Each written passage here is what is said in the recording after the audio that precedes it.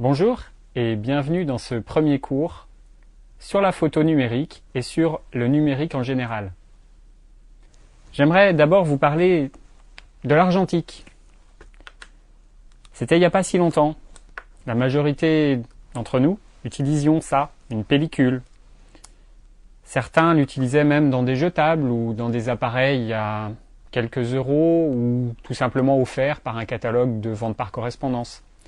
Je ne sais pas si vous vous souvenez, mais on en a vu quand même des photos pas belles.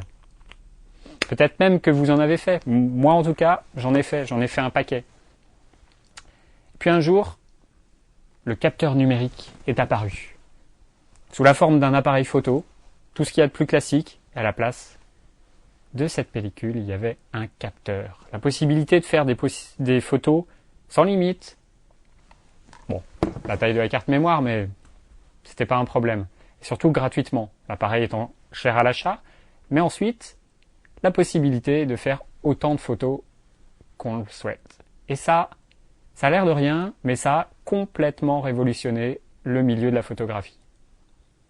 Je ne sais pas si vous vous souvenez, mais moi, dans ma famille, en tout cas, ou auprès de mes amis, il y a beaucoup de personnes qui faisaient 24 photos et qui mettaient les 24 photos dans un album. Qu'elles soient bonnes, mauvaises, c'est pas grave. On avait payé le tirage papier, on avait payé la pellicule, hors de question de jeter ça. Aujourd'hui, tout ça c'est fini.